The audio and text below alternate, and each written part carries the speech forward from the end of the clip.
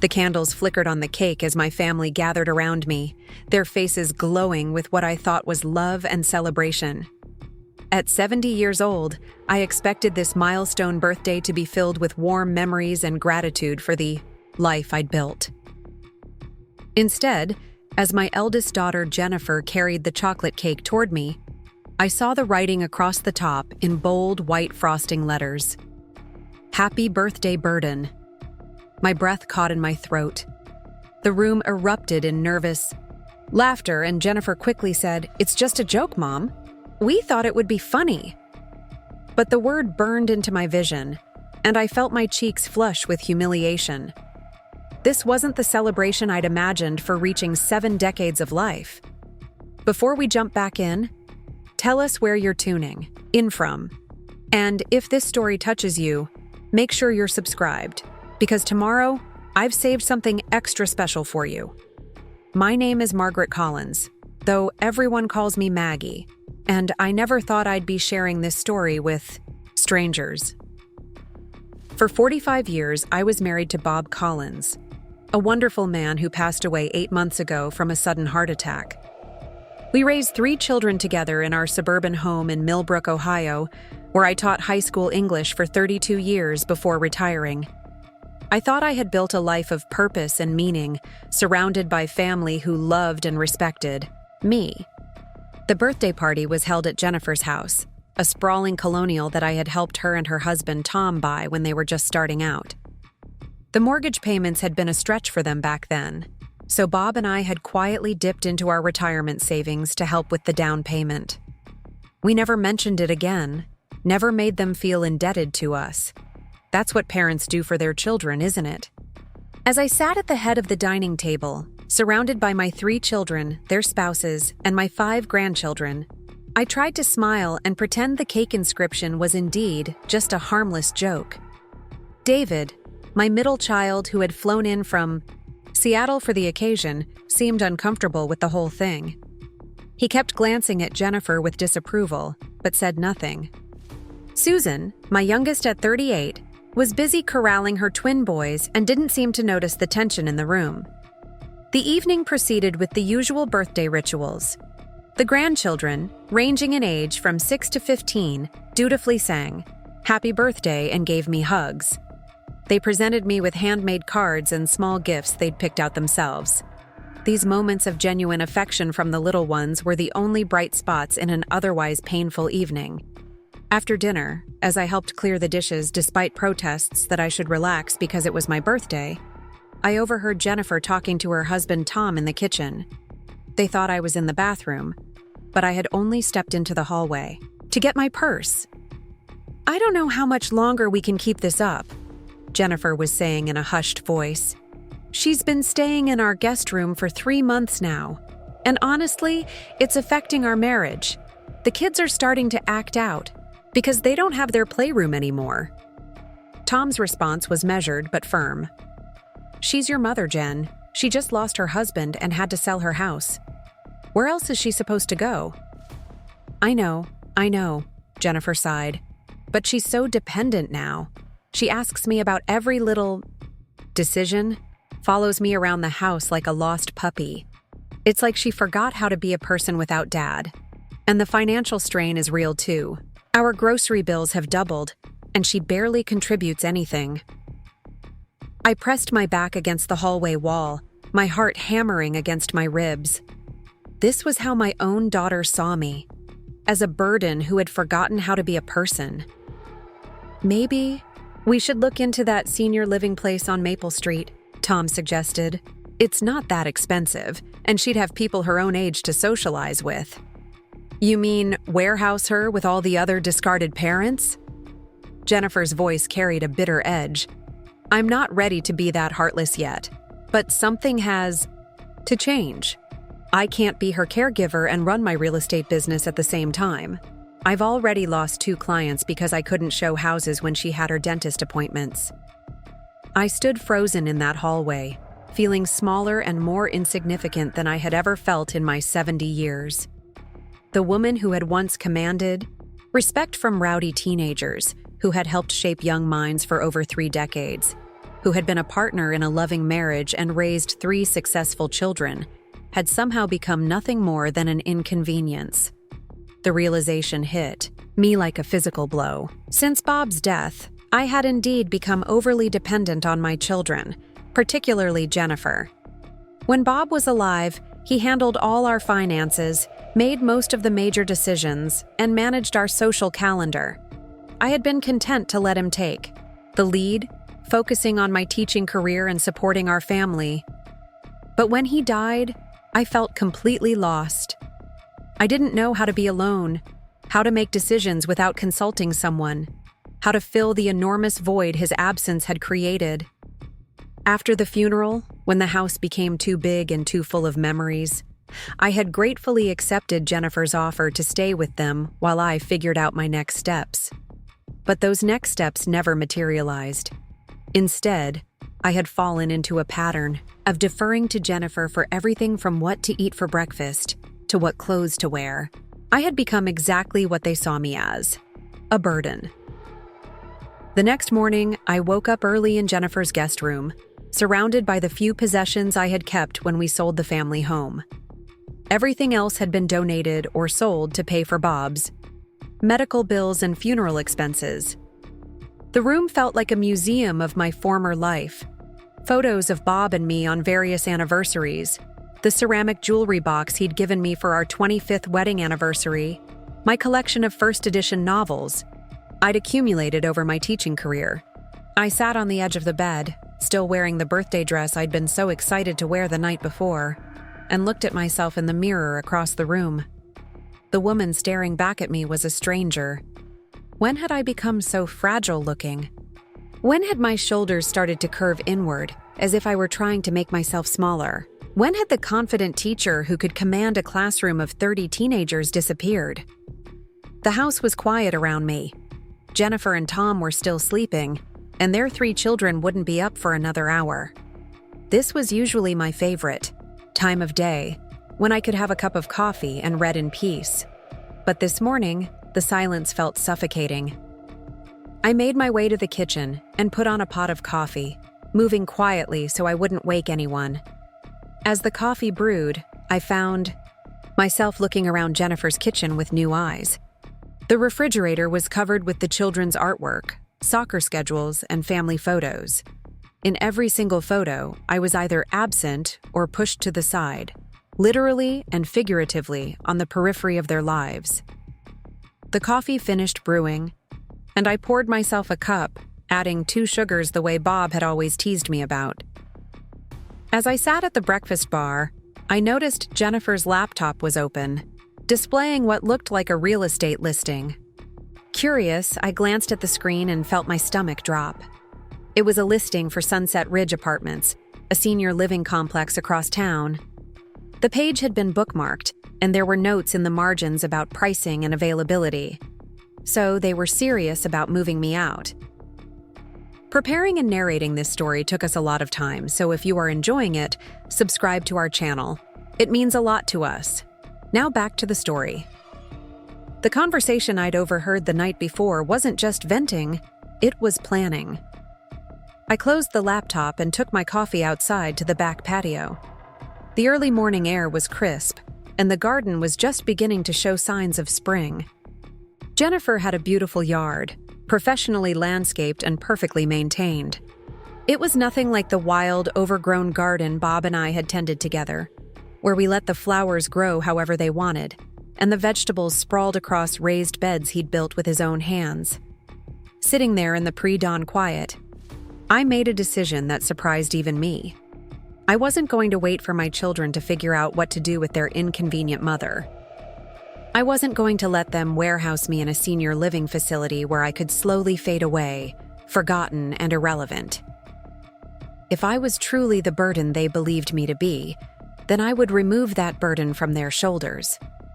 But more than that, I realized I needed to find out who Margaret Collins was when she wasn't defined by being Bob's wife, or Jennifer's mother, or Susan's mother, or David's mother. Somewhere along the way, I had lost myself completely, and at 70 years old, I was going to find her again. I finished my coffee as the sun began to rise over the suburban neighborhood, painting the sky in soft pastels. By the time Jennifer's family started stirring inside the house, I had already made my choice. I was going to leave Millbrook, leave the life that had become too small for me, and discover what the next chapter of my story could be. The decision felt terrifying and exhilarating at the same time. I had no idea where I was going or what I would do when I got there.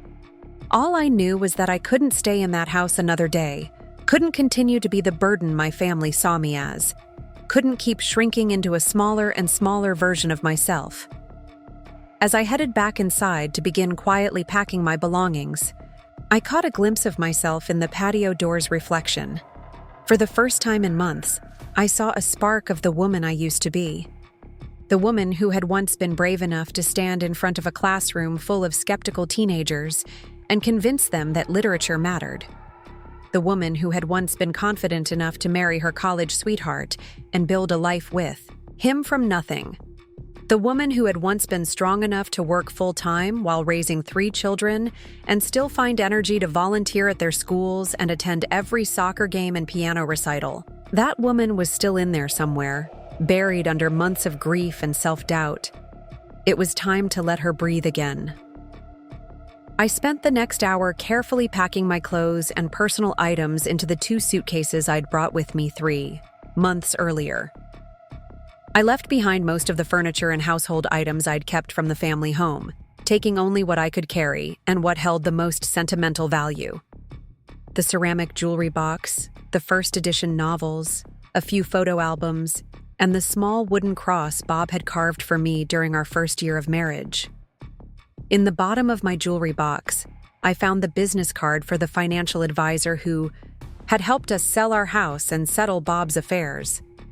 We had put the proceeds from the house sale into a conservative investment account, and I hadn't touched it since. I wasn't sure exactly how much money was there, but I knew it was enough to give me some options, some freedom to make choices for myself. As I was folding my clothes, I found the birthday card David had given me the night before. Inside his neat handwriting, he had written, "Mom, I hope this new year brings you joy and adventure. You deserve to live your life on your own terms. Love always, David." It was almost as if he had known what I was planning, even before I knew it myself.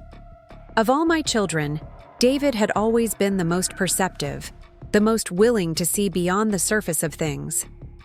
He lived clear across the country in Seattle, but maybe that distance had given him a clearer perspective on what was happening to our family. I tucked his card into my purse and finished packing. Then I sat down at Jennifer's kitchen table with a notepad and wrote 3 letters, one to Jennifer, one to Susan, and one to David. In each letter, I thanked them for their love and support during the difficult months after their father's death.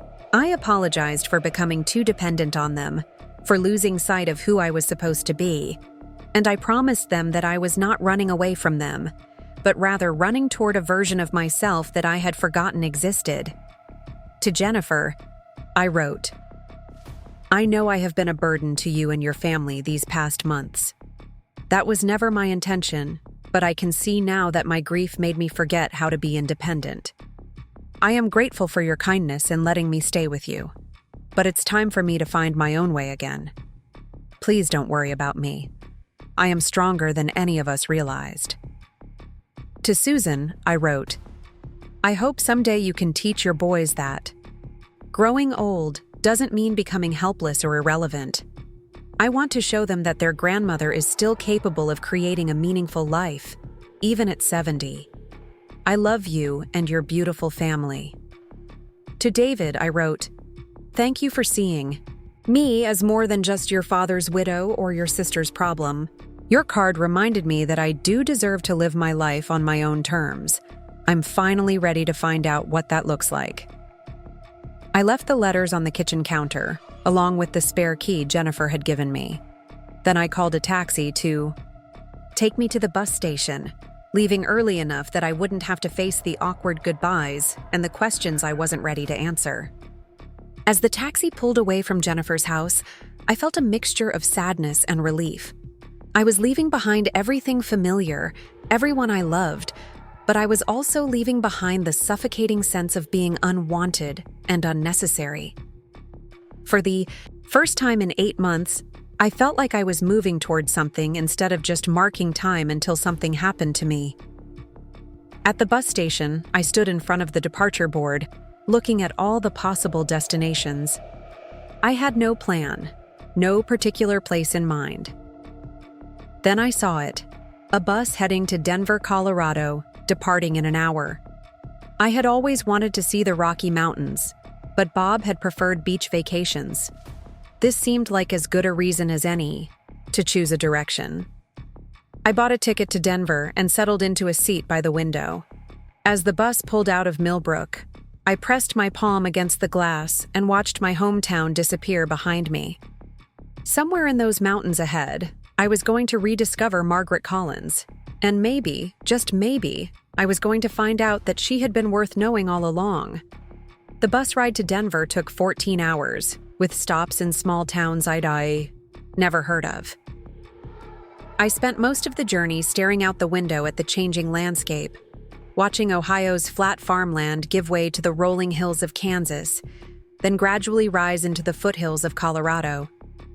Each mile that passed between me and Millbrook felt like shedding a layer of skin I'd outgrown. My phone buzzed constantly during the first few hours. Jennifer had discovered my letters and my absence around 9 in the morning, and the panic. In her voice, messages evolved from confusion to anger, to something approaching genuine concern. By the time we crossed into Colorado, I had 17 missed calls and twice as many text messages. I read them all but responded to none. This silence wasn't meant to punish my children. It was meant to protect the fragile resolve I'd found in those pre-dawn hours at Jennifer's kitchen table. David's messages were different from his sister's. Where Jennifer demanded to know where I was and when I was coming back, and Susan alternated between guilt-tripping me about worrying the family and begging me to return for the grandchildren's sake, David simply wrote, "I hope you find what you're looking for, Mom. Call when you're ready." The financial advisor's office was closed when I arrived in Denver late that evening, so I spent my first night of freedom in a modest hotel near the bus station. The room was small and impersonal, with generic artwork on the walls and sheets that smelled like industrial detergent. But as I lay on that narrow bed, listening to the unfamiliar sounds of a city I'd never visited, I felt more at peace than I had in months. The next morning, I called the financial advisor and learned that Bob and I had more money than I'd realized. After the house sale and Bob's life insurance payout, minus the funeral expenses and outstanding debts, I had nearly $200,000 in my account. It wasn't enough to live extravagantly, but combined with my teacher's pension and Social Security, it was enough to give me choices. Real choices, not just the illusion of options that came with being dependent on my children's charity. I rented a car and spent the next 3 days driving through the mountains, stopping in small towns that caught my eye. Some were too touristy, filled with expensive shops and restaurants that catered to vacationers from the city. Others were too isolated, with boarded-up main streets and an air of economic desperation that reminded me too much of the decline I'd witnessed in parts of Millbrook. But then I found Cedar Falls. The town sat in a valley surrounded by pine-covered mountains, with a main street that looked like something from a Norman Rockwell painting. The buildings were a mix of restored Victorian homes and more modern structures, all painted in earth tones that complemented the natural landscape. There was a small grocery store, a hardware shop, a diner called Rocky Mountain Cafe, and what looked like a thriving community center at the end of the street. I parked in front of the diner and went inside for lunch. The waitress, a woman about my age with silver hair pulled back in a practical ponytail, brought me a menu and a cup of coffee without being asked. "First time in Cedar Falls?" she asked, and I nodded. "What brings you our way?" "I'm not entirely sure," I admitted, and she laughed. "That's the best kind of visit," she said. "I'm Betty, by the way. Been serving coffee in this place for 12 years now, ever since my husband and I moved here from Phoenix." "Margaret," I replied. Maggie, actually. What made you choose Cedar Falls? Betty refilled my coffee cup and leaned against the counter. We were looking for somewhere quiet to retire, but not too quiet, if you know what I mean. Somewhere we could still feel useful. This town has a way of putting people to work, whether they're looking for it or not. I spent the afternoon walking through Cedar Falls, and Betty's words proved prophetic. Everyone I met seemed to have a story about how they'd ended up in this little mountain town, and most of them involved some kind of life transition or new beginning. The owner of the hardware store had been a corporate executive in Chicago before deciding to open a small business. The woman running the flower shop had moved here after her divorce to start over. Even the young man at the gas station was there temporarily, saving money to go back to college. The community center was bustling with activity when I wandered in around 4 o'clock. There were children in an after-school program, teenagers playing basketball in the gymnasium, and adults participating in what looked like various classes and workshops. I picked up a flyer from the front desk and saw listings for everything from computer skills to pottery making to book clubs. Can I help you find something? The woman behind the desk was probably in her late 60s, with kind eyes and hands stained with what looked like clay. I'm just looking around, I said. This is quite a facility for such a small town. We're pretty proud of it, she agreed. I'm Eleanor Thompson, but everyone calls me Ellie. I coordinate most of the adult programs here. Margaret Collins. I'm visiting from Ohio. Well, Margaret Collins from Ohio, you're welcome to sit in on any of our classes while you're here. We have a pottery session starting in about an hour, if you're interested. No experience necessary. I hadn't touched clay since a required art class in college, but something about Ellie's invitation felt like an open door I was meant to walk through. I'd like that, I said. The pottery studio was a large, bright room at the back of the community center, with windows facing the mountains and tables arranged in a circle around a central workspace. There were about a dozen people gathered there, ranging in age from what looked like late 20s to early 80s. They welcomed me with the casual friendliness that seemed to characterize everyone in Cedar Falls. Ellie handed me an apron and showed me to a seat at one of the potter's wheels. Today we're working on basic centering techniques, she explained.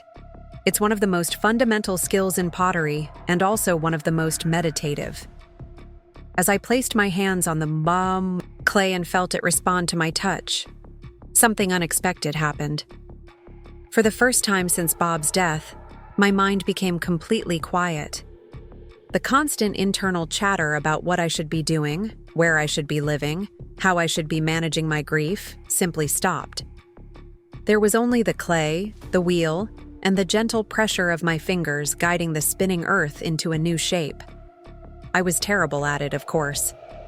My first few attempts collapsed into lopsided lumps, and I got clay all over my clothes and under my fingernails. But I didn't care. The process itself was soothing in a way I hadn't expected, and the focused attention it required pushed everything else from my mind. "You're a natural," said the woman sitting next to me. She was probably in her 30s with paint-stained fingers and a tired but genuine smile. "I'm Maria Santos. I started coming here about 6 months ago, and I still can't center clay to save my life." "Margaret Collins," I replied, accepting her encouragement, even though I knew it wasn't true. "What brought you to pottery?" Maria's smile faltered slightly. "Stress relief, mainly. I'm a single mom, and I work 2 jobs to make ends meet.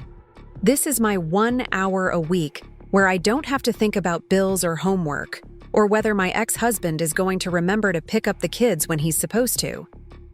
I looked around the room with new eyes and realized that many of the people here probably had similar stories. The elderly man in the corner who worked with intense concentration, the middle-aged woman who kept checking her phone anxiously, the young father who had brought his toddler to play quietly in the corner while he worked. This wasn't just a hobby class, it was a sanctuary. "How long have you lived in Cedar Falls?" I asked Maria. "About 3 years now," I moved here from Denver after my divorce. It's cheaper to live here, and there's a good elementary school for my kids. Plus, the people are. She paused, searching for the right word. Accepting, I guess. Nobody asks too many questions about why you ended up here. That evening, I ate dinner at Rocky Mountain Cafe and struck up a conversation with Frank Morrison, a retired librarian who was reading a well-worn copy of To Kill a Mockingbird at the counter. When I mentioned that I'd taught high school English for 32 years, his face lit up with recognition. A fellow educator, he said, extending his hand. I spent 40 years in libraries, most recently at the Denver Public Library System. What brought you to our little town? I found myself telling Frank more than I'd intended to share with a stranger.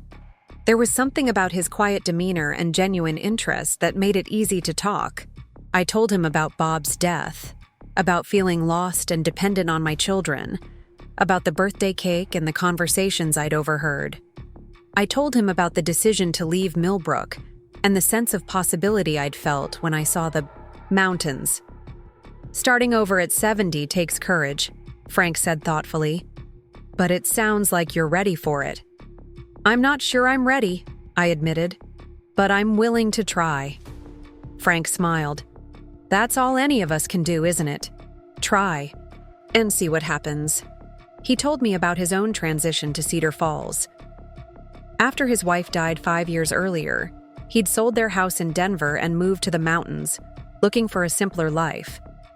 He volunteered at the community center, helped maintain the small public library, and spent his free time hiking and reading. The thing about starting over, he said, is that you get to decide which parts of your old life to keep and which parts to leave behind. You don't have to become a completely different person. You just get to become more yourself. That night, in my hotel room, I called David. It was the first time I'd spoken to any of my children since leaving Millbrook 3 days earlier. Mom, he said, and I could hear the relief in his voice. Are you okay? Jennifer's been frantic. I'm fine, I assured him. I'm in Colorado, and I'm safe. Colorado? What are you doing there? I told him about Cedar Falls, about the pottery class and the community center, and the people I'd met. I told him about feeling more like myself in 3 days than I had in 8 months. I'm glad, he said, and I could tell he meant it. You sounded so lost when I was there for your birthday. I was worried about you. I was lost, I admitted, but I think I'm finding my way again. What about Jennifer and Susan? They're pretty upset. They're upset because they feel responsible for me leaving. But David, I didn't leave because of them. I left because I needed to remember who I am when I'm not defined by being someone's wife or mother or house guest. There was a pause, and then David said, How long do you think you'll stay? I don't know, I answered honestly. Maybe a few more days, maybe longer. I'm taking it one day at a time. Mom, David said quietly, I'm proud of you. This takes guts. After we hung up, I sat on the edge of the hotel bed and thought about what Frank had said about choosing which parts of your old life to keep. I thought about the 32 years I'd spent teaching, about the satisfaction I'd found in helping teenagers discover the power of words and stories. I thought about the early years of my marriage to Bob, when we'd been partners in building a life together, before I'd gradually ceded more and more decisions to him. I thought about the moments with my children when they were young, when they'd needed me not as a burden, but as a source of strength and comfort. I realized that the woman who had raised 3 successful children, who had managed a classroom of unruly teenagers, who had balanced a career and a family for decades, was still inside me somewhere. She had just been buried under layers of grief and self-doubt. The next morning, I extended my stay at the hotel for another week and returned to the community center. Ellie was setting up for another pottery class, and she smiled when she saw me. You're back for more? She asked. If you'll have me, I replied. Of course. Actually, I was wondering if you might be interested in helping out with some of our other programs. I know you mentioned you were a teacher. What kind of programs? We have a literacy program for adults who are working on their GED, and we're always looking for volunteers to help with reading skills. We also have a children's after-school program that could use someone with classroom experience. The offer took me by surprise. I hadn't expected to be useful to anyone so quickly. Hadn't imagined that my skills might be needed in this small mountain town. I'd be interested in learning more, I said carefully. Why don't you sit in on the GED class tomorrow afternoon? See if it's something that appeals to you. The GED class met in a small classroom adjacent to the pottery studio. There were 8 students, ranging in age from 19 to 54, all working toward their high school equivalency diplomas for various reasons. Some had dropped out of school to work or raise families. Others had struggled with learning disabilities that hadn't been properly addressed when they were younger. The volunteer teacher, a retired elementary school principal named Janet, was patient and encouraging, but I could see that she was overwhelmed trying to address the different skill levels and learning styles represented in the room. When she took a break, I found myself helping a young woman named Crystal, who was struggling with a reading comprehension exercise. I was never good at this in school, Crystal confided. The teachers always made me feel stupid because I couldn't read as fast as the other kids. Reading isn't about speed, I told her. It's about understanding. Let's try a different approach. I spent the next 20 minutes working with Crystal on breaking down the text into smaller, more manageable sections. By the end of the session, she was not only understanding the material, but making connections between different parts of the passage.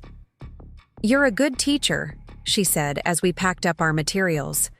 "You make it make sense." After class, Janet approached me. "Crystal made more progress in 20 minutes with you than she's made in the past month with me. You have a gift for this." "I just tried to meet her where she was," I said. "Every student learns differently." "Would you consider volunteering regularly? We could really use someone with your experience and patience." I agreed to think about it, but I already knew my answer. For the first time since leaving Millbrook, I felt needed in a way that had nothing to do with being someone's mother or caretaker. These students needed me for my skills, my knowledge, my ability to help them achieve their goals. It was a very different kind of need than what I'd experienced with my children, and it felt nourishing rather than draining. That evening, I walked through the downtown area of Cedar Falls as the sun set behind the mountains. The air was crisp and clean, and the town had a peaceful quality that I found deeply appealing. I stopped in front of a small apartment building called Sunset Ridge, with a "For Rent" sign in the window. The building was well maintained, with mountain views from most of the units, and the rent was affordable even on my fixed income. I found the property manager's number on the sign and called from my cell phone. An hour later, I was looking at a 1-bedroom apartment on the 2nd floor, with a balcony overlooking the mountains and enough space for my few possessions. The kitchen was small but functional, and there was a cozy living area with a gas fireplace. "I can have it ready for you by the end of the week," the property manager, a friendly woman named Linda, told me. "First month and security deposit, and you're all set." Standing on that balcony, looking out at the mountains in the fading light, I made another decision that surprised me. I was going to stay in Cedar Falls, not just for a week or a month, but for as long as it felt right. I was going to rent this apartment, volunteer at the community center, and see what kind of life I could build for myself in this small mountain town. The decision felt both terrifying and liberating. I was 70 years old, and I was starting completely over in a place where no one knew me as Bob's widow or Jennifer's dependent mother. I was just Margaret Collins, a woman with something to offer, a woman with her own story to write. I called Jennifer that night to tell her about my decision. The conversation was difficult, filled with tears and recriminations on both sides. She couldn't understand why I was choosing to live so far from family, why I was abandoning them for strangers. I tried to explain that I wasn't abandoning anyone, that I was choosing to live my life on my own terms for the first time in decades. "But what if something happens to you?" Jennifer asked. "What if you get sick or have an accident? We won't even know." "I'll give you my address and phone number," I promised, "and I'll call you regularly. But Jennifer, I need you to understand that I'm not disappearing. I'm just finally living." Susan's reaction was similar, though tinged with more guilt about the birthday cake and the conversations I'd overheard. She apologized repeatedly, but I could tell she still didn't understand why I had to leave Millbrook to find myself. David's response was characteristically supportive. "If this is what you need to do, then do it," he said. "We'll figure out how to stay connected across the distance." By the end of the week, I had moved into my apartment at Sunset Ridge, started volunteering at the community center 3 days a week, and begun to establish a routine that felt both purposeful and fulfilling. I had coffee at Rocky Mountain Cafe most mornings, where Betty and I had become friends. I spent afternoons working with GED students and evenings in pottery class, slowly learning to center clay and create simple bowls and mugs. Frank Morrison had become a regular dinner companion, and I found myself looking forward to our conversations about books and ideas and the small dramas of small-town life. He was intelligent and kind, with a gentle sense of humor that reminded me of the best parts of my marriage to Bob, but without the gradual erosion of my independence that had characterized those later years. "You're blooming?" Ellie told me one afternoon as we cleaned up after pottery class. "It's remarkable to watch." "I feel like I'm waking up after a long sleep," I admitted. I didn't realize how much of myself I'd lost until I started finding pieces of it again. The students in the GED program were making progress too. Crystal had passed her reading comprehension test, and several others were gaining confidence in their abilities. I had started an informal writing workshop for those who were interested, and I was amazed by the stories they had to tell and their growing ability to tell them. But perhaps the most surprising development was my growing relationship with the pottery. What had started as a casual interest had become something approaching passion. I found myself thinking about clay and form and texture even when I wasn't in the studio. I was still terrible at the wheel, but I had discovered a talent for hand-building techniques, creating small sculptures and decorative bowls that surprised even me with their beauty. "You should consider taking the advanced class," Ellie suggested one evening as I was cleaning up my workspace. "I think you're ready for more challenging techniques." "I've only been doing this for 6 weeks," I protested.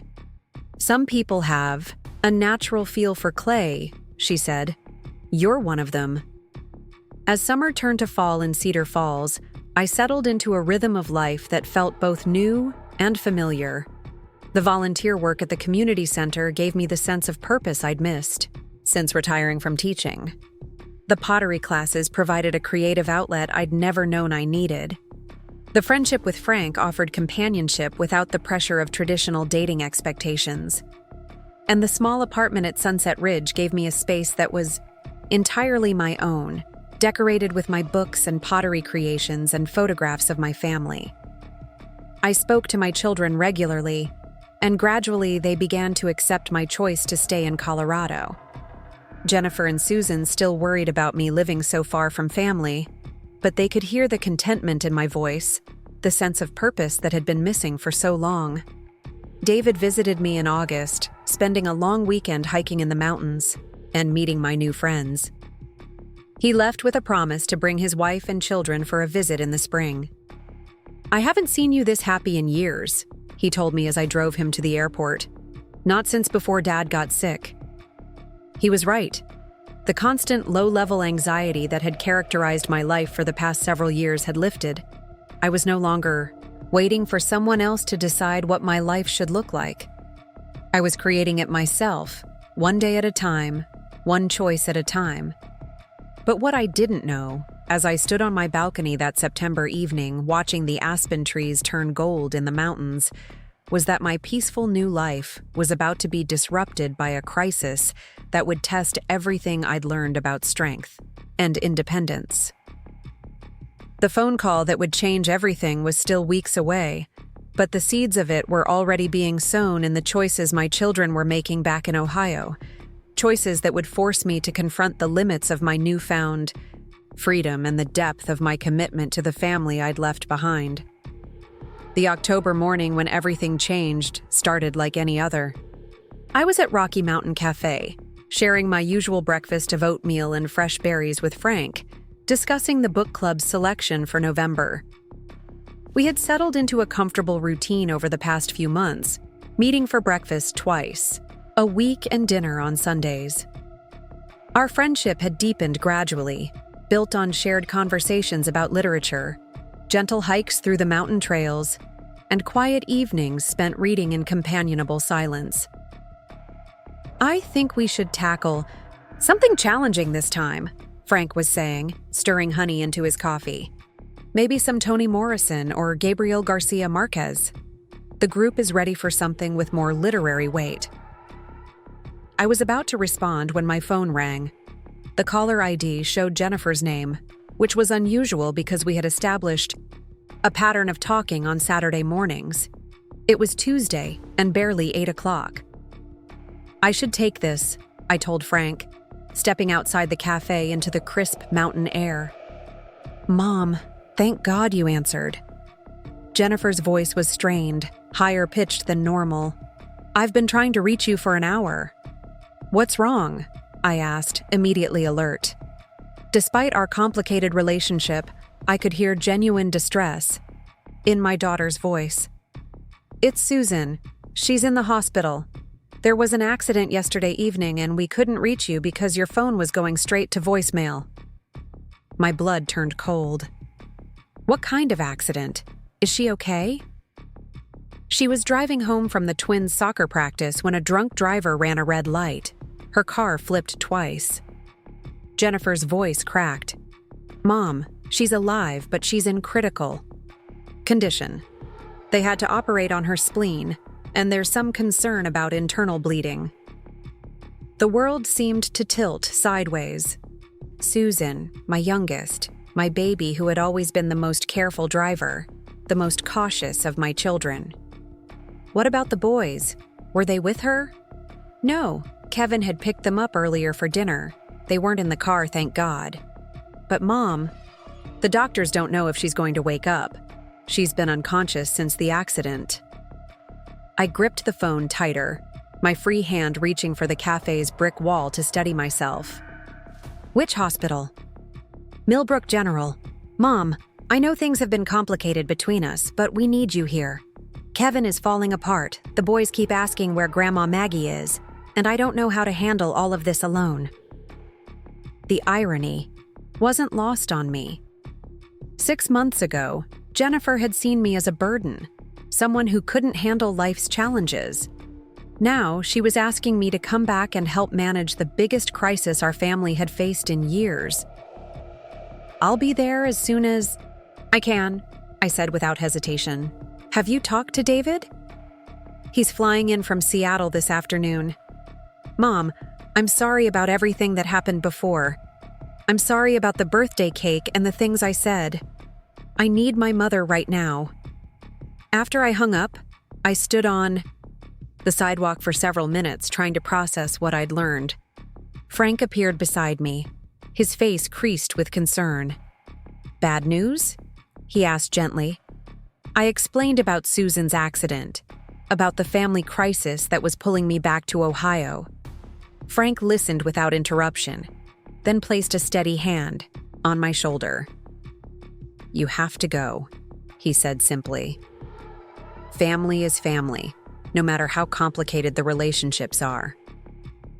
"I know, but Frank, I'm terrified that if I go back, I'll slip into the old patterns. That I'll become dependent again, lose all the progress I've made here." Frank was quiet for a moment, considering his words carefully.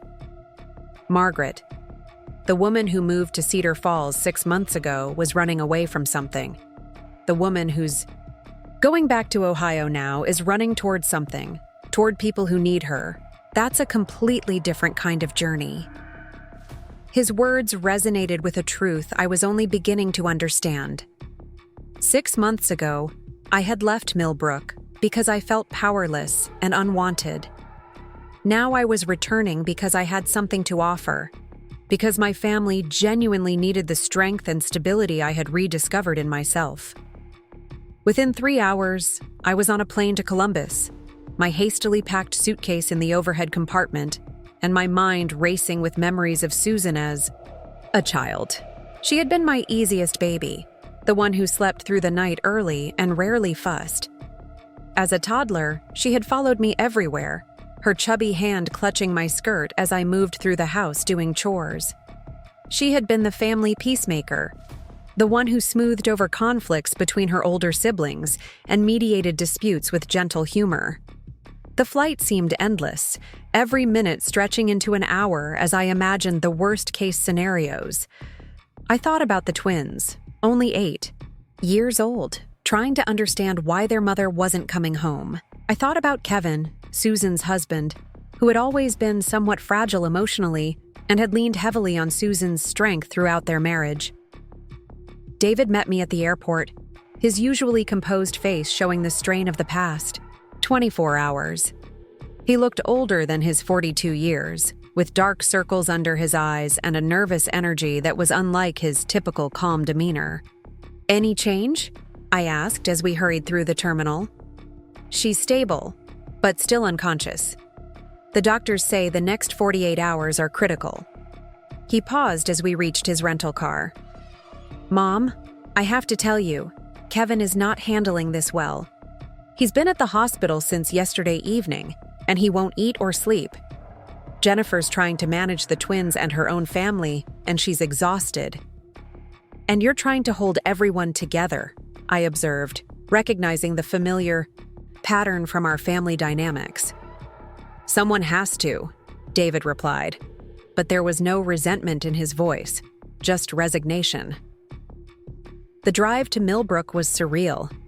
I had left this place 6 months ago feeling defeated and invisible, and now I was returning as the person everyone was counting on to provide stability and strength. The autumn landscape flew past the car windows, familiar and yet somehow foreign after months of mountain views and wide skies. Millbrook General Hospital smelled exactly as I remembered from Bob's final weeks.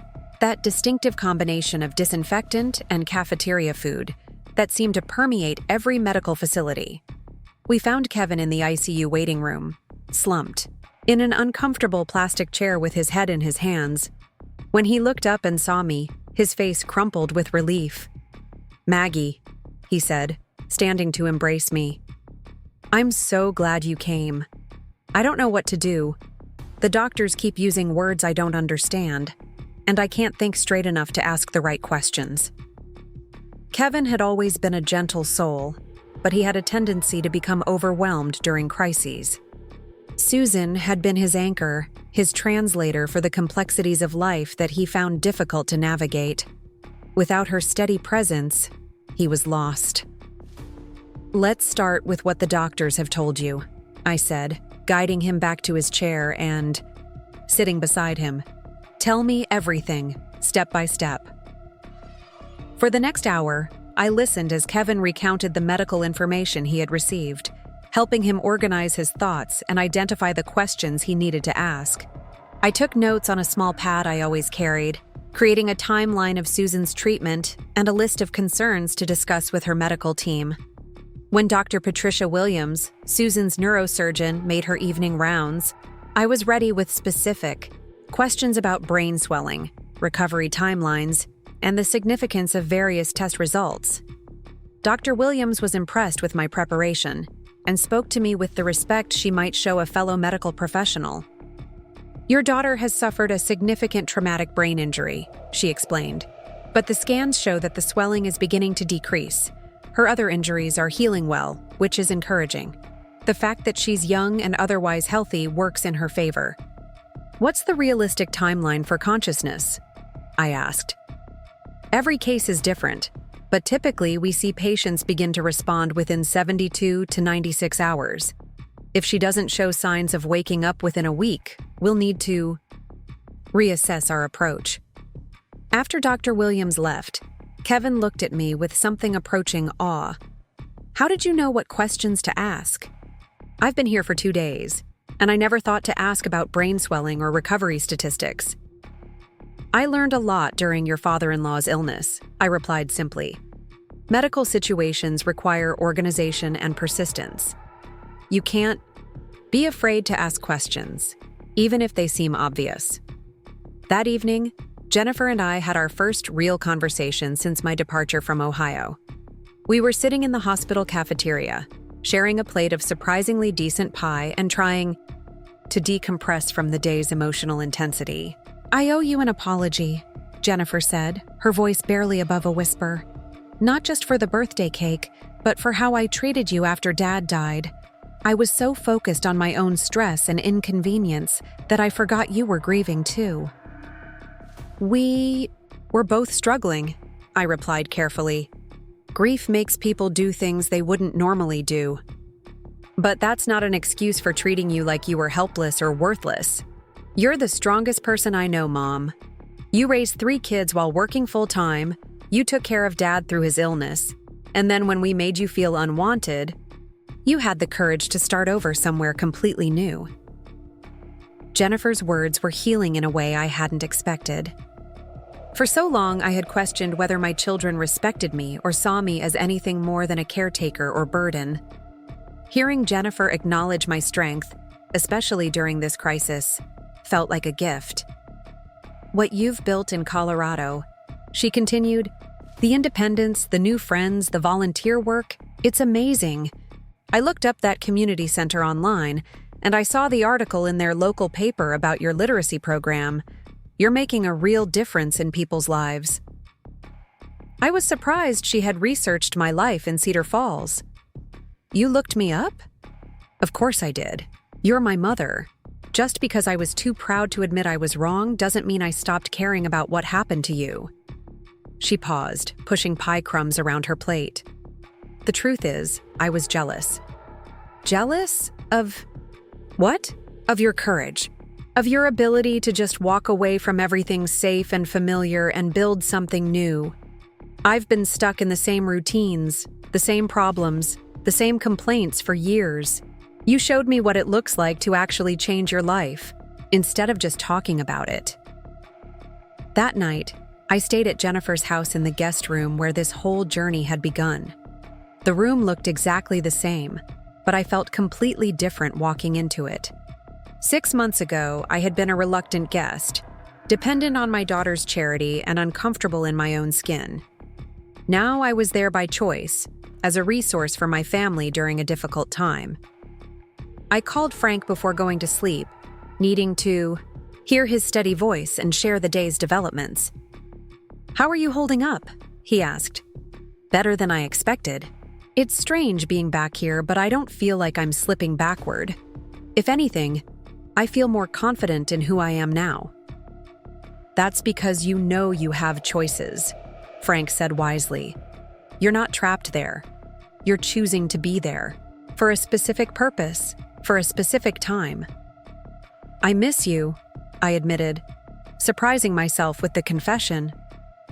"I miss you too," he replied warmly. "But Margaret, this is exactly where you need to be right now. Your family needs you, and you're strong enough to help them without losing yourself in the process." The next morning brought encouraging news. Susan had begun to show small signs of consciousness, moving her fingers when asked, and displaying appropriate responses to light and sound. Dr. Williams was cautiously optimistic, though she cautioned that full recovery would likely take months. I spent the day coordinating care for the twins, who were staying with Jennifer but clearly missing their normal routine. 8-year-old boys needed structure and consistency, especially during traumatic times. I picked them up from school, helped with homework, and listened to their fears and questions about their mother's condition. "Is Mommy going to die like Grandpa Bob did?" Tyler, the more sensitive of the twins, asked as I tucked him into bed. "Your mommy is hurt, but she's going to get better," I said, choosing my words carefully. "The doctors are taking very good care of her, and her body is working hard to heal itself." "But why did this happen?" asked Tommy, Tyler's twin. "Mommy always wears her seatbelt and drives carefully." "Sometimes bad things happen even when we do everything right," I explained. "That's why it's so important for us to take care of each other and help each other when someone is hurt or scared." Over the following week, I established a routine that drew on all the organizational skills I had developed over my years as a teacher and mother. I coordinated hospital visits so that someone was always with Susan, managed the twins' school and activity schedules, helped Kevin navigate insurance paperwork and medical decisions, and provided emotional support for Jennifer and David as they processed their own fear and guilt about the accident. The work was exhausting, but it was also deeply satisfying in a way that surprised me. This wasn't the helpless dependency I had fallen into after Bob's death. This was purposeful action, using my skills and experience to help my family navigate a genuine crisis. I felt needed in the best possible way, valued for what I could contribute rather than tolerated as an obligation. Susan began to wake up gradually, in fits and starts that were both encouraging and frustrating. One day, she would recognize Kevin and ask coherent questions about the twins. The next day, she would be confused and disoriented, unable to remember the accident or why she was in the hospital. Dr. Williams assured us that this was normal for traumatic brain injuries, that recovery was rarely linear. The breakthrough came on a Thursday morning, 10 days after the accident. I was sitting beside Susan's bed, reading aloud from one of her favorite novels, when she suddenly reached over and touched my hand. "Mom," she said clearly, her voice hoarse from the breathing tube that had been removed 2 days earlier. "You came back." "Of course I came back," I said, squeezing her fingers gently. "You're my daughter. I'll always come back when you need me." "I'm sorry," she whispered, tears forming in her eyes. "About the birthday cake, about everything. We were so wrong about you." "Shh," I soothed, brushing her hair back from her forehead. "That's all in the past now. What matters is that you're going to be okay." "Are you going to stay?" she asked. "In Ohio, I mean. Are you moving back?" It was the question I had been dreading, the one I knew was coming from all my children. They had seen me step back into my role as family coordinator and caretaker, and I knew they were hoping I would abandon my independent life in Colorado and return to being the mother who was always available, always ready to solve their problems. "I'm going to stay until you're fully recovered and back on your feet," I said carefully. "But then I'm going back to Cedar Falls. That's my home now." Susan looked disappointed, but not surprised. "I understand," she said. "I just hope we can visit you there. I'd like to see this place that made you happy again." "I would love that," I replied, meaning it completely. The conversation with Susan marked a turning point in my Ohio visit. My children began to understand that my return was temporary, motivated by love and responsibility rather than a desire to resume my old role as their dependent mother. They started to see me differently, not as someone who needed to be managed or worried about, but as someone who had chosen to use her strength and experience to help them through a difficult time. Kevin, in particular, seemed to benefit from my presence. I helped him understand Susan's medical needs and develop a plan for her rehabilitation. I taught him how to advocate for her care and ask the right questions of her medical team. Most importantly, I helped him see that he was stronger than he realized, that he could handle the responsibilities of caring for Susan and the twins without falling apart. "I don't know how to thank you," he said one evening as we sat in the hospital cafeteria. "You've kept our whole family together these past 2 weeks." "You don't need to thank me," I replied. "This is what families do for each other. You would do the same for me if I needed it." "But I feel like such a failure," Kevin confessed. Susan always handled everything so competently, and I just fell apart when she got hurt. Kevin, Susan handles things well because she's had practice. She's naturally organized and decisive. But that doesn't mean you can't learn those skills too. You've been handling more than you realize these past 2 weeks. I spent the next few days teaching Kevin practical skills for managing Susan's recovery. How to organize medical appointments, how to coordinate with insurance companies, how to create schedules that balanced Susan's needs with the twins' routines. It was the same kind of teaching I had done with my GED students in Cedar Falls, meeting people where they were and helping them build confidence in their abilities. As October ended and November began, Susan's recovery accelerated. She was moved from the ICU to a regular room, then to a rehabilitation facility where she worked with physical and occupational therapists to regain her strength and coordination. The doctors were optimistic about her long-term prognosis, though they warned that full recovery could take 6 months or more. David returned to Seattle after the first week, confident that the family crisis was manageable. Jennifer had found her footing as the coordinator of extended family communications, keeping relatives and friends updated on Susan's progress. Kevin was growing more confident in his ability to advocate for Susan's needs and manage the household responsibilities that had fallen to him. My role was evolving from crisis manager to transition coordinator, helping the family adjust to their new temporary reality while Susan recovered. It was satisfying work, but I found myself increasingly homesick for my little apartment in Cedar Falls, for the mountain views and the pottery studio, and Frank's gentle companionship. The phone calls between Frank and me had become a lifeline. He updated me on happenings at the community center, shared news from the literacy program students, and provided a steady source of emotional support as I navigated the complex emotions of being back in Ohio.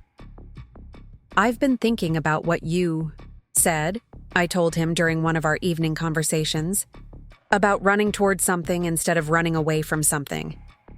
What conclusions have you reached?" "I think you're right. 6 months ago, I left because I felt powerless and unwanted. But I'm here now because I have something valuable to offer. That feels completely different." "And how do you feel about eventually coming back to Cedar Falls?" "Eager," I admitted. "Not because I'm running away from my family, but because I'm running toward the life I've built for myself. Does that make sense?" "Perfect sense," Frank replied. "You've learned the difference between obligation and choice. That's a powerful thing." As Susan's condition continued to improve, I began to plan my return to Colorado. I would stay through Thanksgiving, ensuring that Susan was stable and that Kevin felt confident managing her ongoing care. Then, I would return to Cedar Falls, to my volunteer work and my pottery classes and the community I had come to think of as home. But what I didn't anticipate was the revelation that would emerge during Susan's recovery, information that would force me to reconsider everything I thought I knew about my family's dynamics and my children's true feelings about my independence. The truth, when it came, would test not only my newfound strength, but also my ability to forgive and to see my children as the flawed, complex human beings they were, rather than the idealized versions I had carried in my heart for so many years. The revelation came 3 weeks later, on a quiet Sunday afternoon while I was helping Susan organize her medications in the small organizer I'd bought for her. She was sitting up in her hospital bed, looking more like herself than she had since. The accident, when she suddenly stopped sorting pills and looked at me with an expression I couldn't quite read. "Mom, there's something I need to tell you," she said quietly. "About the birthday cake. About why Jennifer wrote what she did." I set down the pill bottle I was holding and gave her my full attention. "What about it?" Susan took a deep breath, as if steeling herself for a difficult confession. "It wasn't Jennifer's idea. It was mine." The words hit me like a physical blow, even though I tried to keep my expression neutral. My youngest daughter, the one I had always considered the gentlest of my children, had been the architect of my humiliation. "I don't understand," I said carefully. "The week before your birthday, I was having coffee with Jennifer. and we were talking about how you'd been since Dad died. I was frustrated because every time I called you, you sounded so lost and helpless. You kept asking for advice about things you used to handle on your own, and you seemed to have no direction or purpose." Susan paused, her eyes filling with tears. "I said something awful.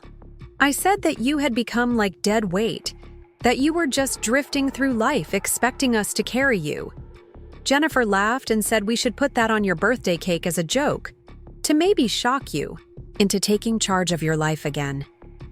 I felt my heart racing, but I forced myself to remain calm. "So you both thought humiliating me would be helpful?"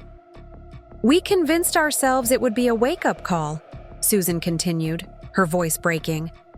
"We thought if we embarrassed you a little, you'd get angry enough to start acting more like your old self. We never imagined you would actually leave." The irony was almost overwhelming. My children had succeeded beyond their wildest expectations. The humiliation had indeed been a wake-up call, but not in the way they had intended. Instead of snapping me back into my old role as their accommodating mother, it had catalyzed my transformation into an independent woman they barely recognized. "When you disappeared that morning," Susan went on, "I felt sick to my stomach. Jennifer was panicking, calling hospitals and police stations, but I knew you had left because of what we did. I kept thinking about how proud you looked when you walked into the party, how excited you seemed about your birthday, and then we served you that horrible cake." I reached over and took Susan's hand, feeling the complex mix of hurt and understanding that had become familiar during my time back in Ohio. "Why are you telling me this now?" "Because I've been watching you these past few weeks, seeing how you've handled everything with my accident and recovery. You're not the same person who left Millbrook 6 months ago. You're stronger, more confident, more decisive. You've become the woman we always knew you could be, and it took our cruelty to push you into finding that strength." Susan's confession explained so much about the family dynamics I'd been trying to understand. It wasn't just thoughtless meanness that had led to that birthday cake. It was a misguided attempt to manipulate me into becoming someone they wanted me to be. The irony was that their plan had worked, just not in the way they had expected. "Do you regret what you did?" I asked. "Every day," Susan replied immediately. "Not because of the consequences, but because we hurt you so deeply. You didn't deserve that, especially not when you were still grieving Dad." I was quiet for several minutes, processing this new information and trying to understand how it changed my perspective on what had happened. In some ways, knowing that the cake had been a deliberate attempt to shock me rather than just casual cruelty made it easier to forgive. It had been misguided and hurtful, but it hadn't been malicious. "Susan," I said finally, "I want you to understand something. What you and Jennifer did was wrong, and it hurt me deeply. But in a strange way, it was also exactly what I needed. I had become too dependent, too willing to let other people make decisions for me. If you hadn't pushed me to that breaking point, I might never have found the courage to change my life." So you're not angry with us anymore?" "I'm not angry," I said, meaning it. "But I need you and Jennifer to understand that the woman who left Millbrook isn't coming back. I've built a life in Cedar Falls that makes me happy and fulfilled. I love you all deeply, but I won't give up my independence to make anyone else more comfortable." Susan nodded, tears streaming down her face. "I understand. And Mom, I'm proud of you. What you've accomplished in Colorado, the way you've handled this crisis with my accident, the strength you've shown. It's incredible. I want to be like you when I'm your age." That evening, I had a similar conversation with Jennifer. She was more defensive initially, more willing to justify their actions as concern for my well-being, but eventually, she admitted that they had been trying to control me rather than support me, and that they had learned more about true strength from watching me manage Susan's crisis than they had ever understood before. "You've shown us what real independence looks like," Jennifer said as we sat in her living room after the boys had gone to bed. It's not about rejecting help or refusing to be vulnerable. It's about making your own choices and taking responsibility for your own happiness. That's exactly right, I replied. I'm not trying to punish anyone by living in Colorado. I'm choosing the life that makes me feel most like myself. David, when I told him about Susan's confession during one of our phone conversations, was characteristically direct in his response. I'm ashamed of them, he said bluntly. And I'm proud of you for handling it with so much grace. You've set an example for all of us about how to rebuild your life after loss.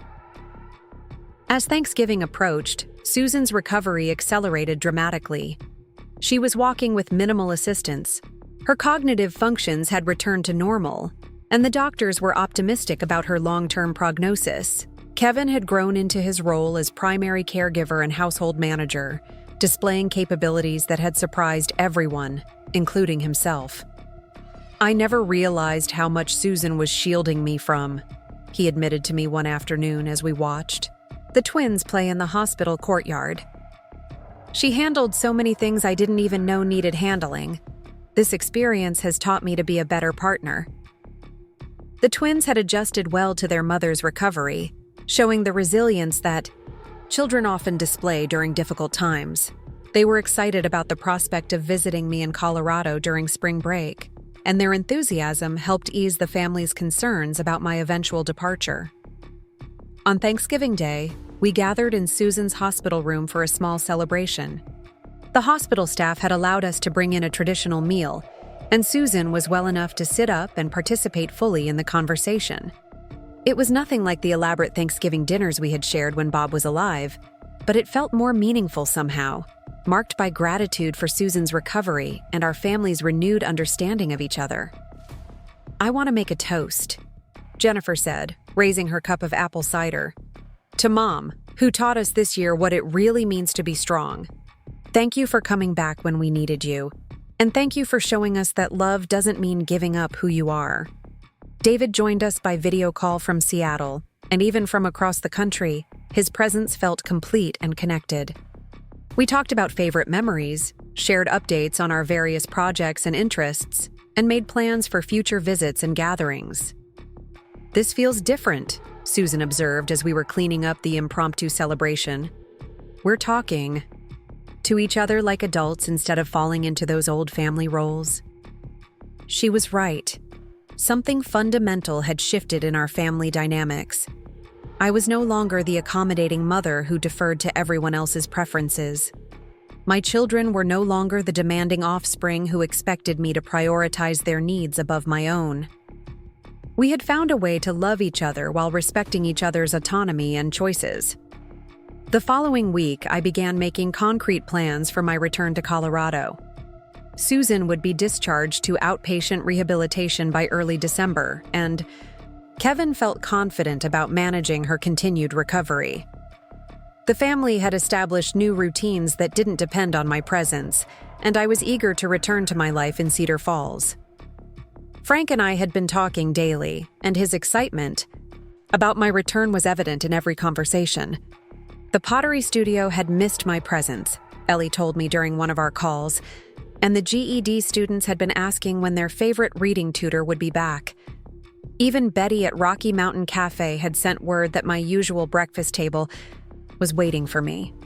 It feels like coming home, I told Frank during our last conversation before my departure. Which is strange, because I lived in Ohio for 70 years. But Colorado feels more like home after just 6 months. Home isn't about time, Frank replied wisely. It's about where you feel most like yourself. On my last morning in Millbrook, I stood in Jennifer's guest room and packed my belongings for the second time that year.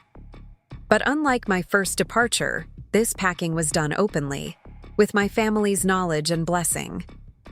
Susan and the twins were there to help, and Jennifer had prepared a care package of my favorite homemade cookies for the journey. Are you sure you won't change your mind and stay? Jennifer asked one final time, though I could tell her heart wasn't really in the question. I'm sure, I replied, embracing her warmly. But I'm not disappearing. We'll talk regularly, and you're all welcome to visit. Maybe next summer, you could bring the whole family to Colorado for a vacation." "I'd like that," Jennifer said. "I want to see this place that made you so happy." Kevin drove me to the airport, with Susan riding along despite her doctor's advice to limit car travel. She wanted to see me off personally, she said, to make sure I knew how grateful she was for everything I had done during her recovery. "You saved our family," she told me as we stood at the security checkpoint. "Not just by helping with my recovery, but by showing us what real strength looks like. We'll never take you for granted again." "Good," I replied with a smile. "Because I won't let you." The flight back to Denver felt like a celebration rather than a journey. I spent the time reading a new novel Frank had recommended and thinking about the pottery projects I wanted to tackle in the coming weeks.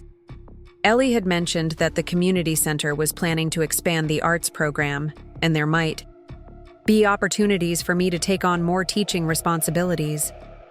Frank was waiting for me at the Denver airport, looking exactly as handsome and distinguished as I remembered. His embrace felt like coming home in the deepest sense of the word. "How do you feel?" he asked as we drove through the mountains toward Cedar Falls.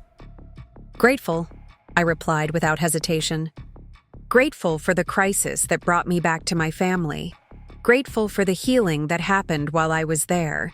And grateful to be returning to the life I chose for myself." "And grateful for the birthday cake?" Frank asked with a mischievous smile. I laughed, realizing he was right. Yes, even grateful for that horrible birthday cake. It was the catalyst for everything good that followed.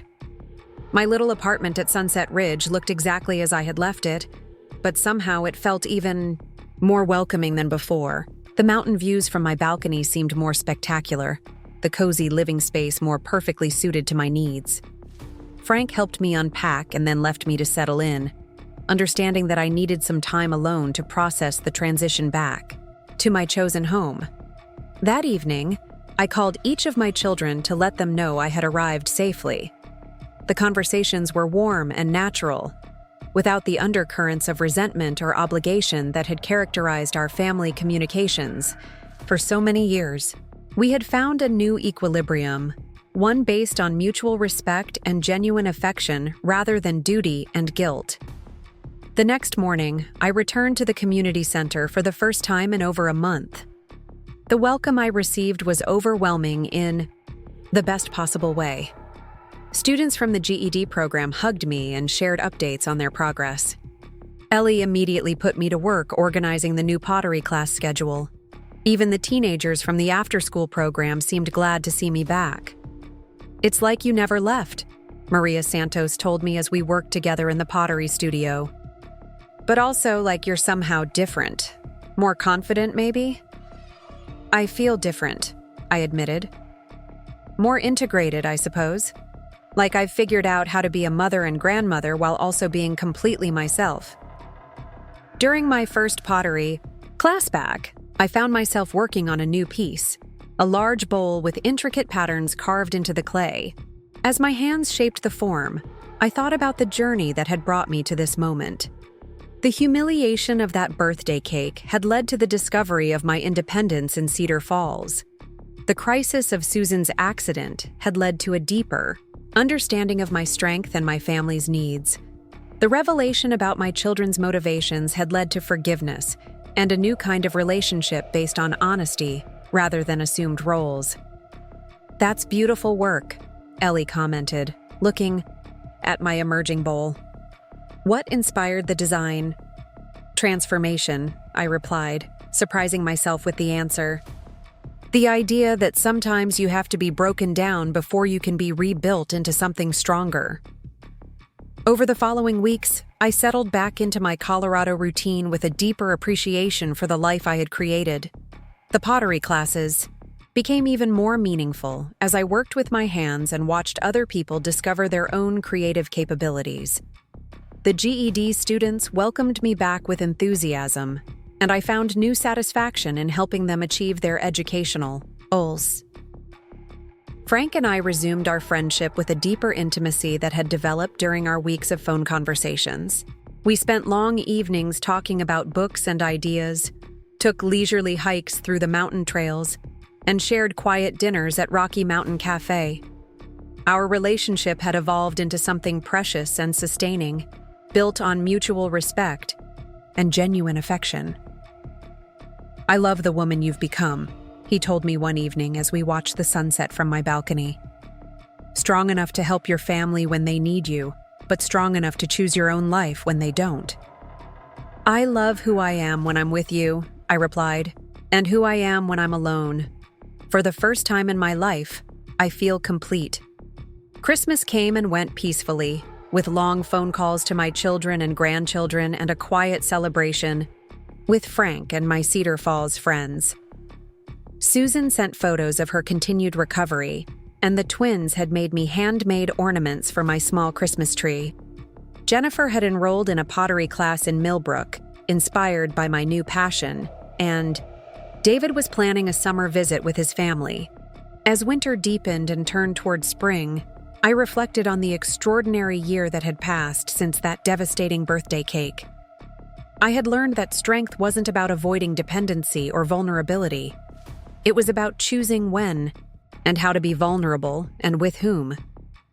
I had discovered that love didn't require sacrifice of self. In fact, the most loving thing I could do for my family was to be fully myself, strong and independent and happy. The woman who had been humiliated by that cruel birthday cake no longer existed.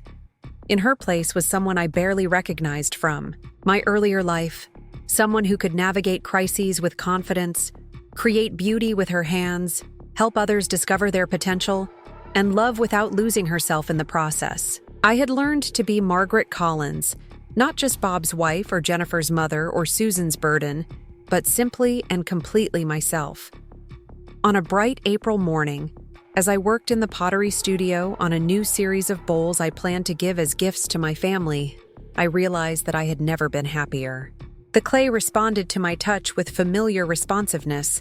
The mountain sunshine streamed through the studio windows, and the sound of students laughing in the next room filled me with contentment. My phone buzzed with a text from Jennifer. "Saw the most beautiful sunset tonight and thought of you. Hope you're having a wonderful day in your mountain paradise. Love you, Mom." I smiled as I read her message, understanding that the relationship with my children had become what I had always hoped it could be: genuine, respectful, and free from the burden of unmet expectations on both sides. They loved me for who I was, and I loved them enough to let them be who they were without trying to manage or control their choices.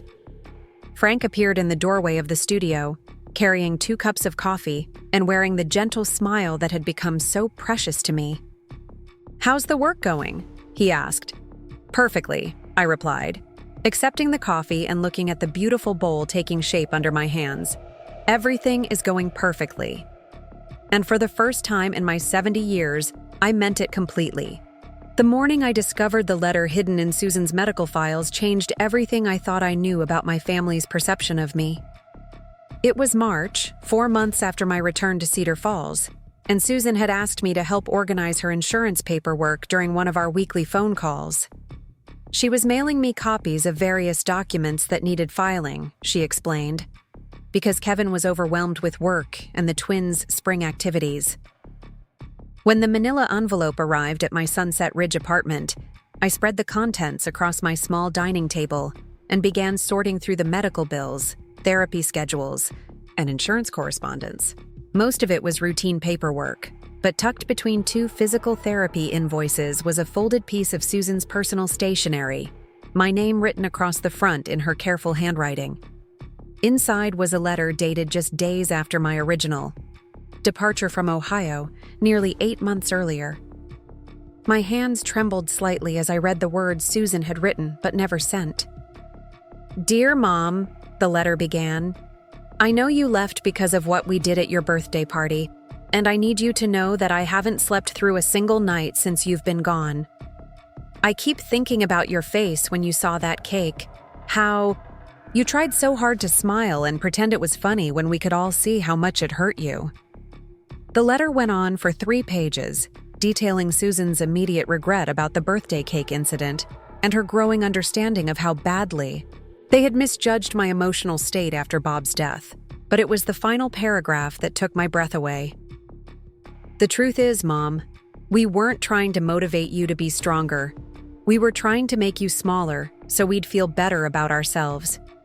Jennifer has been struggling with her marriage for 2 years, and seeing you depend on her made her feel important and needed in a way her husband never makes her feel. I've been drowning in the demands of raising the twins while Kevin works such long hours, and having you to worry about gave me someone to feel superior to. We turned your grief into our opportunity to feel better about our own failures, and that's unforgivable." The letter was signed, "Your ashamed daughter, Susan," and included a postscript. "I'm going to send this letter as soon as I find the courage to admit what we really did to you. I hope someday you can forgive us for being so selfish during the time when you needed us most." I sat in my apartment for a long time after reading those words, watching the afternoon light shift across the mountains and trying to process this new layer of truth about my family's motivations. The birthday cake hadn't just been a misguided attempt to shock me into independence. It had been a way for my children to make themselves feel superior during a time when their own lives were falling apart. The revelation explained so much about the family dynamics I had sensed, but never fully understood. Jennifer's marriage to Tom had indeed been rocky for years, though she had hidden it well behind her successful real estate career and perfectly maintained home. Susan's struggles with balancing motherhood and Kevin's demanding work schedule had been more serious than any of us realized. They had used my vulnerability as a way to avoid confronting their own problems. But strangely, instead of feeling angry about this latest revelation, I felt a deep sense of compassion for my children. They had been struggling with their own challenges and had handled them poorly, but their struggles were real, and their regrets appeared genuine. More importantly, the woman who had left Ohio 8 months earlier might have been devastated by this knowledge, but the woman reading it now was strong enough to hold the complexity of loving people who had hurt her while understanding the pain that had motivated their actions. I called Susan that evening, after spending the afternoon walking through downtown Cedar Falls and thinking about how to respond to her unsent letter. "I got your insurance paperwork," I said when she answered the phone. Along with something extra. There was a long pause before Susan spoke. "You found the letter?" "I did." "How long has it been in your files?" "Since about a week after you left. I wrote it when I couldn't sleep, when the guilt was eating me alive. I kept meaning to send it, but I was too ashamed. Then, when the accident happened and you came back to help us, I thought maybe I could just let it stay buried. But you included it in the papers you sent me." "I did," Susan admitted quietly. "I guess part of me wanted you to find it, wanted you to know the whole truth even if I couldn't find the courage to tell you directly." I was quiet for a moment, choosing my words carefully. "Susan, I need you to understand something. Reading that letter didn't make me angry. It made me sad for you and Jennifer, that you were both struggling so much and felt like you couldn't talk to me about your real problems. You're not furious with us? I'm disappointed that you felt you had to tear me down to build yourselves up," I said honestly. "But I'm not furious. People do desperate things when they're overwhelmed and scared. What matters more to me is what we do with this knowledge now." The conversation that followed was one of the most honest and painful discussions I had ever had with any of my children. Susan told me about the pressure she had been feeling to be the perfect mother and wife, about how Kevin's long work hours had left her feeling like a single parent most of the time, about the financial stress they had been under even before her accident. "When you moved in with Jennifer after Dad died, you seemed so lost and helpless," Susan explained. "It was easier to focus on your problems than to admit that my own life was falling apart. Making you smaller made me feel bigger, and that's horrible." "So what about now?" I asked. "How do you feel about your life now?" "Different," Susan said thoughtfully. "The accident gave Kevin and me a chance to really talk about our priorities and what we want our marriage to look like. He's made changes at work to be more present at home, and I've started being more honest about when I need help instead of trying to be perfect all the time. I told Susan about my life in Cedar Falls, about the pottery classes and the literacy program and my deepening friendship with Frank. I described the satisfaction I found in helping people discover their own capabilities and the peace I had found in creating beauty with my hands. "You sound so content," Susan observed. "I don't think I've ever heard you sound this happy, not even when Dad was alive." "I think I'm finally living as my complete self," I replied. "Not just as someone's wife or mother, but as Margaret, with my own interests and relationships and purposes." A few days later, Jennifer called me. Susan had shared our conversation with her, and she wanted to discuss her own motivations for the birthday cake incident. "I need to be honest with you about something," Jennifer said without preamble. "Tom and I have been in marriage counseling for 6 months now. We almost separated last fall, right around the time of your birthday party." This was news to me.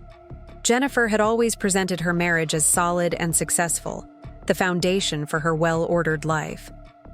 "I'm sorry to hear you've been struggling," I said sincerely. "Why didn't you tell me?" "Because admitting my marriage was failing felt like admitting I was failing at everything," Jennifer replied. "I built my whole identity around being successful, having it all together. When Tom started talking about separation, I felt like such a fraud." Jennifer went on to explain that having me in her house, dependent and seemingly unable to make decisions for myself, had given her a sense of superiority that temporarily masked her own feelings of inadequacy. Taking care of me had made her feel competent and needed in a way that her failing marriage wasn't providing. "The birthday cake was my idea, but it came from such an ugly place," Jennifer confessed. "I wanted to shock you into being stronger, because having a weak mother made me feel even worse about my own weakness." "And how are things with Tom now?" I asked. "Better. The counseling is helping us learn how to communicate instead of just going through the motions of being married. It's hard work, but we're both committed to figuring it out." These conversations with my daughters gave me a deeper understanding of the family dynamics that had led to that devastating birthday party. My children had been struggling with their own challenges and had used my vulnerability as a way to avoid facing their problems directly. It was hurtful and unfair, but it was also deeply human. More importantly, these revelations helped me understand that my transformation hadn't just affected me, it had rippled through my entire family. By removing myself as a source of easy superiority, I had forced my children to confront their own issues more honestly. Jennifer was working on her marriage instead of focusing on my dependence. Susan was building a more balanced life instead of using my problems as a distraction from her own. The insight gave me a new perspective on the role I wanted to play in my family going forward. I didn't want to be the accommodating mother who enabled my children to avoid their own growth. But I also didn't want to be so distant that I couldn't offer support when they genuinely needed it. I wanted to find a way to love them fully while encouraging them to be their strongest, most authentic selves. This realization led to a series of deeper conversations with each of my children over the following weeks. With David, I discussed his own struggles with work-life balance and his fears about repeating the patterns he had observed in Bob's and my marriage. With Jennifer, I offered support for her marriage counseling work while maintaining clear boundaries about what kinds of help I was and wasn't willing to provide. With Susan, I shared some of the stress management techniques I had learned through pottery and meditation. The conversations were sometimes difficult, but they were also deeply connecting, in a way that our family interactions had never been before. We were finally talking to each other as adults, acknowledging each other's struggles and strengths without falling into the old patterns of caretaking and dependency. Spring arrived early in Cedar Falls that year, and with it came a new opportunity. That would test everything I had learned about balancing family connection with personal autonomy. Ellie approached me in late April with an unexpected proposition. "The community center has received a grant to expand our arts programming," she explained as we worked together in the pottery studio. We're looking for someone to develop and coordinate a new therapeutic arts program for people dealing with trauma and life transitions. The position would be part-time, but it would come with a salary and benefits. The opportunity was exactly the kind of work I had been gravitating toward naturally, combining my teaching experience with my growing expertise in pottery and my passion for helping people navigate difficult changes in their lives. It would also provide financial security and professional fulfillment in a way that pure volunteer work couldn't. "I'm very interested," I told Ellie. "What would the position involve?" "Developing curriculum, training volunteers, working directly with participants, and coordinating with local mental health professionals. You'd essentially be creating a program from scratch, which means you'd have a lot of creative control over how it develops." The job interview process was thorough, but encouraging. The community center board was impressed with my background in education and my personal experience with life transitions. They were particularly interested in my ideas for integrating different art forms with supportive group discussion and individual mentoring. When they offered me the position, I felt a surge of excitement and pride that reminded me of my early days as a teacher. This wasn't just a job, it was a calling that used all of my skills and experience in service of something meaningful. I called my children to share the news, and their responses revealed how much our relationships had evolved over the past year. Instead of worrying about my ability to handle the responsibility or questioning my decision to commit more deeply to my Colorado life, they expressed genuine excitement and pride in my accomplishment. "Mom, this is amazing," David said when I told him about the position. "You're going to be incredible at this work. I'm so proud of you for building exactly the kind of life you want." Jennifer's response was equally supportive. "I love that you're using everything you've learned to help other people navigate their own transitions. You're living proof that it's never too late to reinvent your life." Even Susan, who had initially struggled the most with my decision to move to Colorado, was enthusiastic. "This sounds like the perfect job for you. I hope someday I can be as brave as you are about pursuing what makes me happy." Starting the new position in June felt like another beginning, another layer of the life I was building for myself in Cedar Falls. I spent the summer developing curriculum, interviewing potential volunteers, and creating partnerships with local therapists and social workers. The work was challenging and rewarding in ways that reminded me why I had loved teaching so much. The first therapeutic arts workshop I facilitated was a pottery class for women who had experienced domestic violence. Watching them work with clay, seeing their faces relax as they focused on creating something beautiful with their hands, reminded me of my own transformation through art. The clay had taught me about patience, about the possibility of reshaping something that seemed broken, about the satisfaction of creating beauty from basic materials. One of the participants, a woman named Carol who had recently left an abusive marriage, stayed after class to talk with me about her experience. "I haven't felt this peaceful in years," she told me, holding up the small bowl she had created. "There's something about working with the clay that makes me feel like I can actually shape my life into something different." "That's exactly how I felt when I first started," I replied, thinking about my own journey from that devastating birthday party to this moment of helping someone else discover her own strength. Art has a way of teaching us things about ourselves that we can't learn any other way. As summer turned to fall, my program expanded to include classes for seniors dealing with grief, teenagers aging out of foster care, and adults recovering from addiction. Each group brought their own challenges and insights, and I found myself learning as much from the participants as I was teaching them. Frank had been incredibly supportive of my new professional endeavors, often helping me prepare materials for classes and listening patiently as I processed the complex emotions that arose from working with people in crisis. Our relationship had deepened into something that felt both romantic and deeply companionate, built on shared values and genuine mutual respect. "You've found your calling," he told me one evening as we sat on my balcony, watching the aspen trees turn gold in the mountains. Watching you work with those groups, seeing how you help people discover their own strength, it's remarkable. I feel like everything I've experienced has led to this work, I replied. The years of teaching, the challenges of marriage and motherhood, even the pain of feeling lost after Bob died and humiliated by my children.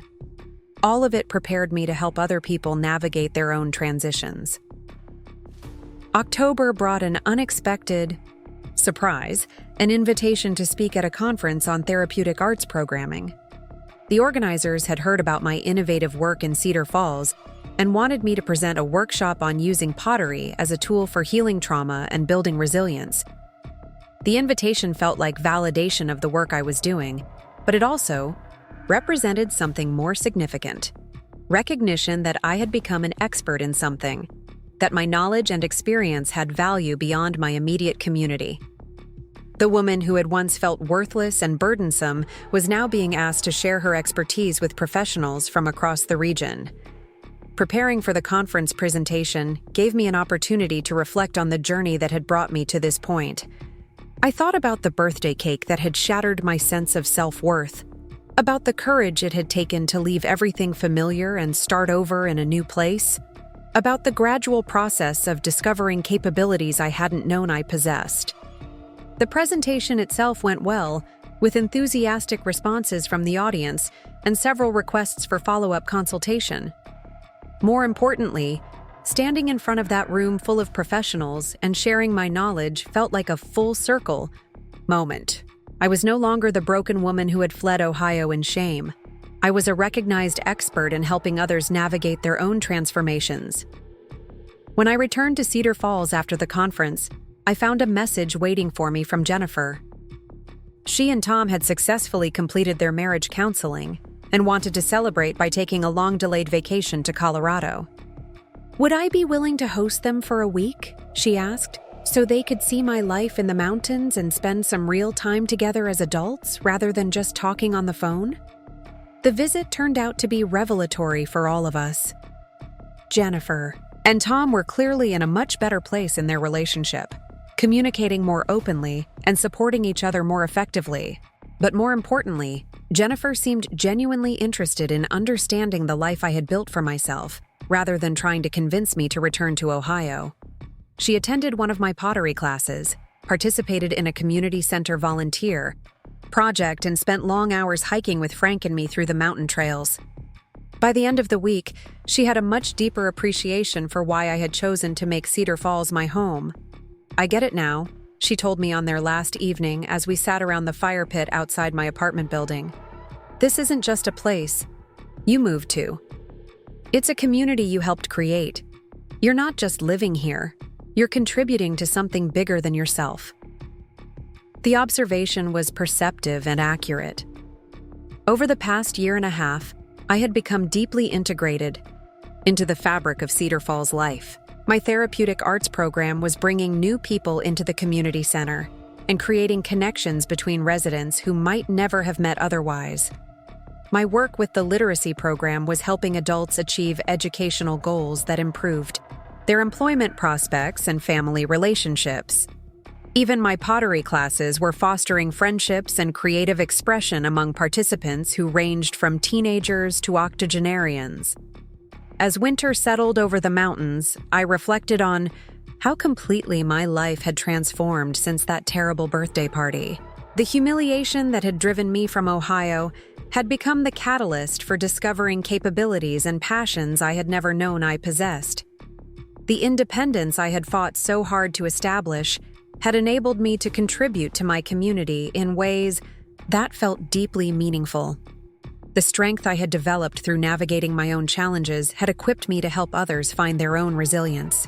Most surprisingly, the family relationships that had seemed irreparably damaged by my departure had been rebuilt on a foundation of mutual respect and genuine affection. My children no longer saw me as a burden or a dependent. They saw me as a fully realized person with my own gifts and purposes. I no longer saw them as obligations or sources of guilt. I saw them as complex individuals navigating their own challenges with varying degrees of success. The Christmas season brought visits from all of my children and grandchildren, a chaotic and joyful week that filled my small apartment with laughter and conversation.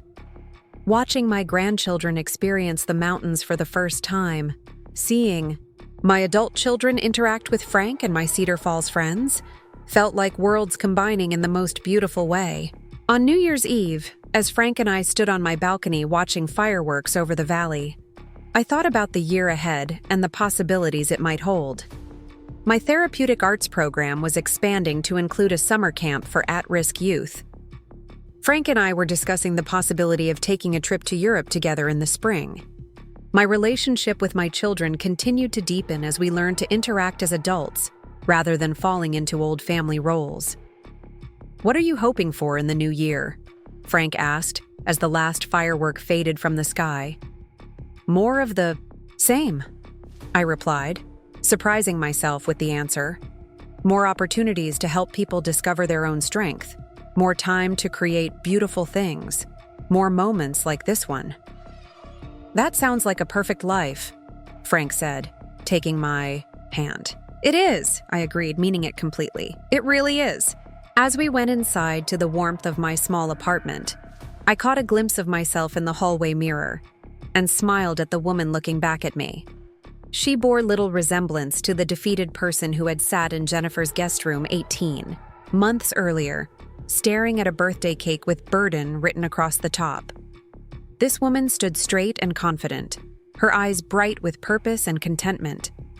She had learned to love without losing herself, to help without enabling, to forgive without forgetting. The birthday cake that had been intended to humiliate me had instead become the beginning of the most fulfilling chapter of my life. Sometimes the worst things that happen to us are exactly what we need to discover who we're truly meant to be. Up next, you've got 2 more standout stories right on your screen. If this one hit the mark, you won't want to pass these up. Just click and check them out.